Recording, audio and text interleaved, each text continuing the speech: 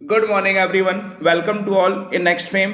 मैं हूं राकेश चौहान और आज आपको कराने वाला हूं एलटी और जीआईसी का सेट नंबर 6। और यहां आपको प्रोवाइड होते हैं 20 क्वेश्चन। एक क्वेश्चन मैं आपसे पूछता हूं जिसका आंसर आपने कमेंट बॉक्स में कमेंट करना होता है। सभी क्वेश्चन आपके एलटी ग्रेड और जीआईसी के लिए बिल्कुल रामबाण का काम करेंगे। एक भी क्वेश्चन आपका एग्जाम में स्किप नहीं होगा अगर आप डेली बेसिस पे इनके नोट्स बनाते हैं और रिवाइज करते हैं। तो स्टार्ट करते हैं आज के सेशन को गाइस। बट उससे पहले अगर आप चैनल पर नए हैं तो चैनल को कर लीजिए सब्सक्राइब, जिससे आपको नेक्स्ट वीडियो की अपडेट मिल जाए। स्टार्ट करते हैं आज के इस क्वेश्चन की सीरीज को। फर्स्ट क्वेश्चन है हमारा, गायत्री मंत्र का संबंध किस वेद से है? राइट आंसर ऋग्वेद से है गायत्री मंत्र का संबंध। अब ऋग्वेद से इंपॉर्टेंट क्वेश्चन आपको क्या याद रखना है कि ऋग्वेद में कितने मंडल होते हैं? तो 10 मंडल है ऋग्वेद में और टोटल जो सूक्त है वो है 1028 सूक्त, 10 मंडल हैं। और तीसरे मंडल में गायत्री मंत्र का जिक्र आता है। किस मंडल में जिक्र है? गायत्री मंत्र का जिक्र आता है तीसरे मंडल में, और इसको लिखा था ऋषि विश्वामित्र ने इसको लिखा था। वहीं 9वें मंडल में किसका जिक्र है? देवता सोम का जिक्र है। और 10वें मंडल की बात करें तो 10वां मंडल है जिसमें पुरुष सूक्त की बात की गई। तो यह भी क्वेश्चन आता है कि पुरुष सूक्त का जिक्र किस मंडल में है? तो राइट आंसर 10वें मंडल में है पुरुष सूक्त का जिक्र, जिसमें ब्राह्मण, क्षत्रिय, वैश्य और शूद्र की बात कही गई है। वेदों की संख्या कितनी है? तो 4 वेद होते हैं। एक है सामवेद, दूसरा आपका ऋग्वेद, यजुर्वेद, अथर्ववेद। टोटल वेद होते हैं 4। तो ये सभी पॉइंट्स आपके क्लियर हो गए इस क्वेश्चन से। नेक्स्ट क्वेश्चन है, हुमायूं नामा किसके द्वारा लिखी गई? अब हुमायूं नामा किसके द्वारा लिखी गई? तो राइट आंसर देखो, जनरली क्या है कि ये क्या होता है कि हुमायूं नामा, हुमायूं के बारे में किसने लिखा है? तो राइट आंसर क्या है? गुलबदन बेगम ने, जो कि हुमायूं की बहन थी। हुमायूं की बहन कौन थी? गुलबदन बेगम। और उन्होंने लिखा है हुमायूं नामा। अब हुमायूं से आपको क्वेश्चन याद रखना है कि देवरा का युद्ध लड़ा था इसने, 1531 में लड़ा देवरा का युद्ध। वहीं चौसा का युद्ध बहुत ही फेमस है। तो 1539 में चौसा का युद्ध लड़ा शेरशाह के साथ और उसमें ये हार जाता है, शेरशाह विजयी होता है। फिर विलग्राम का युद्ध लड़ा 1540 में, वहां भी शेरशाह विजयी हो जाता है। फिर आता है सरहिंद का युद्ध 1555 में लड़ा, क्लियर है, सरहिंद का युद्ध। तो ये चारों युद्ध आपको याद रखना है। लेन पूल ने कहा था हुमायूं के बारे में कि हुमायूं जीवन भर गिरते पड़ते रहा और गिरते पड़ते ही इसकी मृत्यु हो गई, क्योंकि इसकी जो मृत्यु होती है 27 जनवरी 1556 को, 27 जनवरी 1556 को दिल्ली के दीपपना, आप जाएंगे वहाँ पे पुराना किला, तो पुराना किला में क्या है, एक दीपपना एक जगह है, जो पुस्तकालय था, लाइब्रेरी था, वहाँ पर क्या होता है, वहाँ की सीढ़ियों से गिर जाता है। तो शेर मंडल, दीपपना के शेर मंडल पुस्तकालय की सीढ़ियों से गिरकर हुमायूं की मृत्यु हो जाती है। और इसी के बाद लेनपुल क्या कहता है कि हुमायूं जीवन में गिरते पड़ते ही रहा और गिरते पड़ते ही इसकी मृत्यु हो गई। नेक्स्ट क्वेश्चन है, शिवाजी का राज्य अभिषेक कब हुआ था? तो राइट आंसर 1674 में शिवाजी का राज्य अभिषेक हुआ था। 6 जून 1674 को इनका राज्य अभिषेक हुआ था। और गोरिल्ला युद्ध का जनक किसे माना जाता है? तो शिवाजी राजे को ही गोरिल्ला युद्ध का जनक भी माना जाता है। इन्होंने औरंगजेब को धूल चटा दिया था गोरिल्ला युद्ध में। नेक्स्ट क्वेश्चन है, असहयोग आंदोलन कब बंद हुआ? तो राइट आंसर असहयोग आंदोलन बंद हुआ 1922 में। कब 1922 में? तो 4 फरवरी 1922 को गांधी जी ने फैसला ले लिया चौरा चौरी हत्याकांड के बाद कि अब हम असहयोग आंदोलन को वापस लेते हैं। अब असहयोग आंदोलन की शुरुआत कब हुई थी? तो 1920 में इसकी शुरुआत होती है और 1922 में गांधी जी ने इसको वापस ले लिया। नेक्स्ट क्वेश्चन है, अमेरिका की खोज किसके द्वारा की गई थी? तो अमेरिका की खोज किसने की? तो कोलंबस ने खोज की थी अमेरिका की। कब की? तो 1492 में अमेरिका की खोज की कोलंबस ने। और वास्को डी गामा ने इसकी खोज कब की थी? इंडिया की। तो 1998 में वास्को डी गामा ने इंडिया को खोजा। और 1492 में किसने खोजा अमेरिका को? तो कोलंबस ने अमेरिका को खोजा। नेक्स्ट क्वेश्चन है आपका, भारत का नेपोलियन किसे कहा जाता है? अब नेपोलियन किसे कहेंगे भारत का? तो राइट आंसर समुद्रगुप्त को कहा जाता है भारत का नेपोलियन। और ये किस डायनेस्टी का था? तो ये गुप्त डायनेस्टी का था। कौन? समुद्रगुप्त। गुप्त डायनेस्टी की स्थापना किसने की थी? तो श्री गुप्त ने गुप्त डायनेस्टी की स्थापना की थी। अब यहां से जो क्वेश्चन आता है समुद्रगुप्त से कि प्रयाग प्रशस्ति किससे संबंधित है? तो वो है समुद्रगुप्त से संबंधित। कवि हरिसेन द्वारा रचित एक लेख है। अब जिस पर हरिसेन, अब प्रयाग प्रशस्ति में क्या है? समुद्रगुप्त का जो युद्ध का जो विजय का वर्णन लिखा गया प्रयाग प्रशस्ति में लिखा गया है, ये याद रखना है।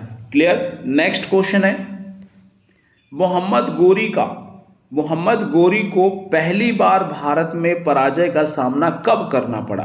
तो 1178 में मोहम्मद गोरी को भारत में पराजय का सामना पहली बार करना पड़ा।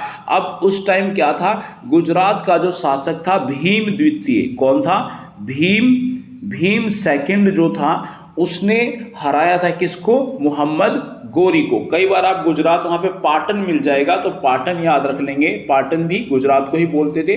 तो 1178 में किसने हराया था? भीम द्वितीय ने। उसके बाद 1191 में किसने हराया? पृथ्वीराज चौहान ने तराइन के युद्ध में हराया था मोहम्मद गोरी को। वहीं 1192 में मोहम्मद गोरी ने पृथ्वीराज चौहान को हरा देता है। ये भी आपके लिए इंपॉर्टेंट क्वेश्चन होगा कि किस युद्ध में, तराइन के दूसरे युद्ध में पृथ्वीराज चौहान को हार का सामना करना पड़ा और विजयी कौन होता है? मोहम्मद गोरी विजयी होता है। और मोहम्मद गोरी इसके बाद, युद्ध के बाद वो कहाँ जीतने के बाद चला जाता है? अपने प्रदेश। अब यहाँ पर किसको छोड़ के जाता है? तो कुतुबुद्दीन ऐबक को। और कुतुबुद्दीन ऐबक क्या था? उसका गुलाम था जिसने 1206 में गुलाम डायनेस्टी की स्थापना की। और कुतुबुद्दीन ऐबक ने ही दिल्ली में क्या बनवाया? कुतुब मीनार बनवाया। नेक्स्ट क्वेश्चन, भारत छोड़ो आंदोलन की शुरुआत कब हुई? तो भारत छोड़ो आंदोलन की शुरुआत होती है 1942 में। अब 1942 में इसकी शुरुआत होती है और इसी में नारा दिया था गांधी जी ने, करो या मरो, यानी कि डू एंड डाई। अगर आपका एग्जाम क्वालिफाई करना है तो एग्जाम को क्वालिफाई करने के लिए एक ही बात सोच के पढ़ाई करना, डू या डाई। यही अंतिम एग्जाम है, लास्ट एग्जाम है, इस एग्जाम को क्रैक करना ही है। नेक्स्ट क्वेश्चन है हमारे पास, तुम मुझे खून दो मैं तुम्हें आजादी दूंगा। तुम मुझे खून दो मैं तुम्हें आज़ादी दूंगा, किसने कहा था? तो ये कहा था सुभाष चंद्र बोस ने कहा था, तुम मुझे खून दो मैं तुम्हें आज़ादी दूंगा। ये आपके लिए इंपॉर्टेंट क्वेश्चन भी है क्योंकि डायरेक्ट क्वेश्चन में आता है कि किसकी कोटेशन है, तो सुभाष चंद्र बोस की है ये। सुभाष चंद्र बोस ने कहा तुम मुझे खून दो मैं तुम्हें आज़ादी दूंगा। पुडुचेरी यानी पौंडीचेरी को किससे आज़ादी मिली थी? तो पौंडीचेरी प्रशासन किसका रहा? फ्रेंच का। पौंडीचेरी प्रशासन रहता है फ्रेंच का, तो फ्रेंच से आज़ादी मिली पुडुचेरी को। अब यहाँ क्वेश्चन आ जाएगा कि कब मिली, पौंडीचेरी आज़ाद कब हुआ? तो 1 नवंबर 1954 को पौंडीचेरी आज़ाद होता है। किससे? फ्रेंच से। अब सबसे बाद में इंडिया से कौन गया? तो इंडिया से जाते हैं हमारे पुर्तगाली। अब पुर्तगाली कहाँ पे राज कर रहे थे? गोवा में। तो गोवा को से कब आज़ाद कराया गया? 1961 में। क्लियर? तो 1961 में गया पुर्तगाली और 1954 में कौन गए? फ्रेंच, यानी कि फ्रांसीसी। नेक्स्ट क्वेश्चन है, रामकृष्ण मिशन की स्थापना किसके द्वारा की गई? तो रामकृष्ण मिशन की स्थापना की गई थी स्वामी विवेकानंद के द्वारा। स्वामी विवेकानंद रामकृष्ण परमहंस के शिष्य थे और इन्होंने किसकी स्थापना की थी? रामकृष्ण मिशन की स्थापना की थी। और स्वामी विवेकानंद का रियल नेम क्या था? तो नरेंद्र नाथ दत्त इनका रियल नेम था स्वामी विवेकानंद का। और स्वामी विवेकानंद का 1893 का वर्ल्ड वाइड धर्म सम्मेलन जो था शिकागो का, वो बहुत ही फेमस। तो ये भी याद रखना कि शिकागो सम्मेलन कब हुआ था? तो 1893 में शिकागो सम्मेलन हुआ था। नेक्स्ट क्वेश्चन है, पीली क्रांति का संबंध किससे है? पीली क्रांति का संबंध तिलहन से होगा। देखो जितना भी तेल वाली चीजें लगभग सब आपको पीले कलर की मिलती हैं, तो तिलहन से संबंधित है पीली क्रांति। अंडे का संबंध किससे है? रजत क्रांति, यानी कि सिल्वर क्रांति से संबंध होता है अंडे का। पेट्रोलियम किससे संबंधित है? तो पेट्रोलियम काली क्रांति यानी कि ब्लैक रेवोल्यूशन से संबंधित है पेट्रोलियम। पेट्रोलियम कैसा होता है? काला होता है। क्लियर? वहीं फल कैसे होते हैं? सुनहरे रंग के। तो सुनहरे सुनहरी क्रांति किससे संबंधित है? बागवानी से, यानी कि फलों से संबंधित है सुनहरी क्रांति। नेक्स्ट क्वेश्चन है, हाइड्रोजन गैस की खोज किसके द्वारा की गई? तो हाइड्रोजन गैस की खोज की थी हेनरी क्वेंडिश ने। हेनरी क्वेंडिश ने किसकी खोज की? हाइड्रोजन गैस की, ये आपको याद रखना है। रदरफोर्ड ने किसकी खोज की? न्यूक्लियस की खोज की थी रदरफोर्ड ने। और वहीं गोल्डस्टीन की बात करें तो गोल्डस्टीन ने किसकी खोज की? प्रोटॉन की खोज की गोल्डस्टीन ने। वहीं न्यूट्रॉन की खोज किसने की थी? तो जेम्स चैडविक, ये भी याद रखेंगे। ग्रेफाइट किसका अपरूप है? तो पहले ही बता चुका मैं, ग्रेफाइट किसका अपरूप है? कार्बन का अपरूप है ग्रेफाइट, कार्बन का अपरूप है ग्रेफाइट। और कार्बन के और दो कौन से अपरूप होते हैं? तो एक होता है आपका डायमंड, वो याद रखोगे, और तीसरा होता है C60। कार्बन के अपरूप ग्रेफाइट, डायमंड और C60। नेक्स्ट क्वेश्चन, खैरा रोग किस फसल से संबंधित है? तो खैरा धान से, खैरा जो बीमारी है वो धान से संबंधित है, ये आप याद रख लेंगे। बहुत ही आसान सा क्वेश्चन है ये। नेक्स्ट क्वेश्चन है, मेंढक का वैज्ञानिक नाम क्या है? मेंढक का वैज्ञानिक नाम क्या होगा? तो राना टिग्रीना मेंढक का वैज्ञानिक नाम है। अब ये कैसे नाम दिए गए? तो कार्लस लिनियस ने एक बुक लिखी साइंटिफिक नेचरे, साइंटिफिक नेचरे बुक लिखी किसने? कार्लस लिनियस ने। उसने बोला कि दो वर्ड से संबंध नाम आएगा किसी भी, हमारे जितने भी जीव है सबको दो वर्ड्स में उसने नाम दिया। अब राना टिग्रीना मेंढक का नाम हो गया। अब सोलेनम ट्यूबरोसम किसका नाम है? ये आलू का नाम है। नाजा नाजा किसका है? कोबरा का नाम है। क्लियर? किंग कोबरा का नाम है नाजा नाजा। और ओरियाजा स्टीवा किसका नाम है? ये चावल का, राइस को बोलते हैं ओरियाजा स्टीवा।